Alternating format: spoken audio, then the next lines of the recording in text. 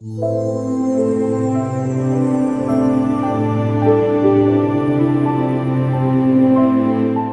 పోలి నడుచుకున్న వల్లనో మీకు తెలియను, మేము మీ మధ్యను అక్రమముగా నడుచుకొనలేదు.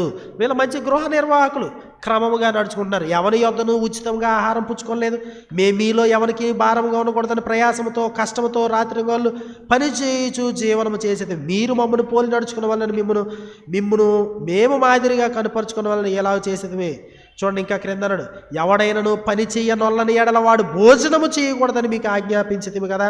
మీలో కొందరు ఏ పని చేయక పరుల జోలికి పోవచ్చు. చూడండి, మరలా అక్రమముగా నడుచుకొనుచున్నారని వినుచున్నాం. అటు వారు నెమ్మదిగా పని చేయొచ్చు, సొంతముగా సంపాదించుకున్న ఆహారము భుజింపవలనని మన ప్రభు అయిన యేసుక్రీస్తు పేరట వారికి ఆజ్ఞాపూర్వకముగా హెచ్చరించుచున్నాము. మంచి గృహ నిర్వాహకులు క్రమముగా ఉంటారు, అటెన్షన్ పే చేస్తారు వాళ్ళ యొక్క పనికి.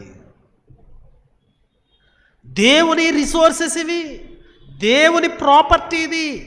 ఏం చేయాలి? క్రమముగా ఉండాలి, కష్టపడాలి, ఆయన ఉద్దేశానుసారంగా ఏం చేయాలి. ఇది నమ్మకత్వం అంటే. విశ్వసనీయత అంటే ఏది? అదే విశ్వసనీయత అంటే. ఇది నాది కాదు, ఇది ప్రభువుది, నేను నమ్మకంగా వాడాలి. చాలాసార్లు మనము ఆ విశ్వసనీయతని కోల్పోతూ ఉంటాం. ఏదండి, ఎవరి ప్రాపర్టీ అయినా దేవునిది. ప్రతి ఒక్కరికి దేవుడే ఇచ్చాడు. వాళ్ళ గృహ నిర్వాహకులు అవతల వాడి ప్రాపర్టీ దేవునిది అయినప్పుడు మనం ఏం చేయాలి? మంచి గృహ నిర్వాహకులుగా ఏ ప్రాపర్టీ అయినా నమ్మకంగా మనం వాడాలి, రెస్పెక్ట్ చేయాలి. ఈ రోజుల్లో అట్లా లేదండి. కనీసం మినిమం వాల్యూస్ కూడా లేకుండా ఉంటున్నాం.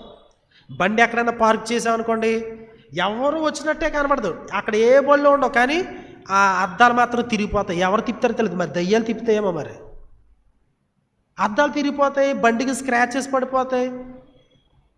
ఏదండి, సీట్ కవర్ మీద ఏదో మరకలు ఉంటాయి, మచ్చలు ఉంటాయి, చింపుతారు. ఏదది? అది నీ ప్రాపర్టీయా? ఇంకోటి యొక్క ప్రాపర్టీని గౌరవించడం చేతగాని వాళ్ళు మన దేవుడు మనకిచ్చిన ప్రాపర్టీని అది దేవునిదని ఎట్లా గౌరవించగలం చెప్పండి?